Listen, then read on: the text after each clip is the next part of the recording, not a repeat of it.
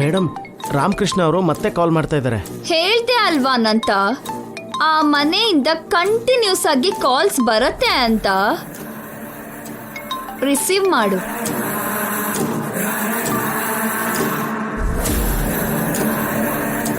ಹೇಳಿ ಅಂಕಲ್. ಅಮ್ಮ ನಿತ್ಯ ಇಲ್ಲಿ ಭಾವ ಬಾಮೈದ ಬೈಕೋತಿದ್ದಾರಾ? ಹೊಡೆದಾಡ್ಕೋತಿದ್ದಾರಮ್ಮ.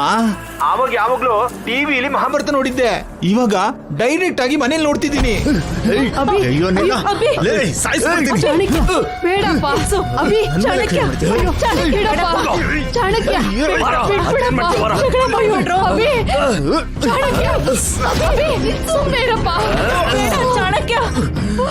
ವಾವ್, ಪ್ರೋಗ್ರೆಸ್ ನಾನು ಎಕ್ಸ್ಪೆಕ್ಟ್ ಮಾಡಿದ್ದಕ್ಕಿಂತ ಫಾಸ್ಟ್ ಆಗೇ ಇದೆ ಅಂತ ಆಯ್ತು. ಬೇಗ ಬಾ ಅಮ್ಮ.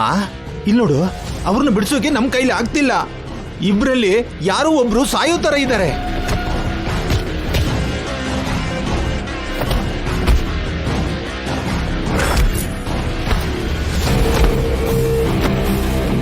ಇನ್ನು ಸ್ವಲ್ಪ ಹೊತ್ತು ಅವರು ಹಾಗೆ ಹೊಡೆದಾಡ್ಕೊಳ್ಳಿ ಬಿಡಿ ಅಂಕಲ್. ನೀವ್ ಹಾಗೆ ನೋಡ್ತಾ ಇರಿ. ಏನಮ್ಮ ನೋಡ್ತಾ ಹೇಗಿರೋದು? ಹೋಗ್ಲಿ, ಪೊಲೀಸರಿಗೆ ಫೋನ್ ಮಾಡ್ಲಾ? ಮಾಡಿ, ಆದ್ರೆ ಪೊಲೀಸ್ ಜೀಪ್ಗಿಂತ ಮೊದಲು ಆಂಬ್ಯುಲೆನ್ಸ್ ಬರುತ್ತೆ. ಯಾಕಮ್ಮ? ಏನು ಅವ್ರನ್ನ ಆಸ್ಪತ್ರೆಗೆ ಕರ್ಕೊಂಡು ಹೋಗೋದಿಕ್ಕ? ಅಲ್ಲ, ನಿಮ್ಮನ್ನ ಮಾರ್ಚರಿಗೆ ತಗೊಂಡು ಹೋಗೋದಿಕ್ಕೆ.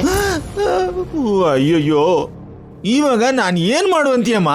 ನೀವು ಆ ಮನೆ ನಾಶ ಆಗ್ಬೇಕು ಅಂತಾನಲ್ವಾ ಕೇಳ್ಕೊಂಡಿದ್ದು?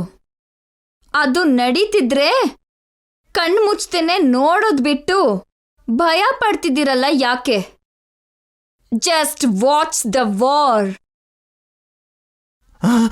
ಅಮ್ಮ ನಿತ್ಯ,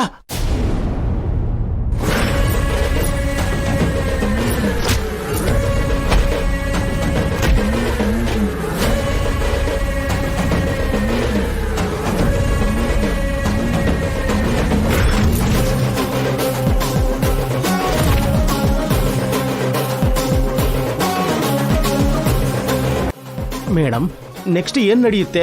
ಮೊದಲು ಅವ್ರ ಫೈಟ್ ಕಂಪ್ಲೀಟ್ ಆಗ್ಲಿ. ಅವ್ರು ಹೊಡೆದಾಡ್ಕೊಳ್ಳೋದ್ರಿಂದ ನಮಗೇನ್ ಲಾಭ ಮೇಡಮ್? ಲಾಭ ಇಲ್ದೇನೆ ನಾನ್ ಯಾವ ಕೆಲ್ಸನೂ ಶುರು ಮಾಡಲ್ಲ ನಂತ. ಅಂದ್ರೆ ಅಭಿ ಚಾಣಕ್ಯ ಹೊಡೆದಾಡ್ಕೊಂಡ್ರೆ ಅಭಿ ಶಶಿಗ್ ಮದ್ವೆ ಹೇಗಾಗುತ್ತೆ? ನಮಗ್ ಬೇಕಾಗಿರೋದು ಅಭಿ ಶಶಿ ಮದ್ವೆ ಅಲ್ಲ.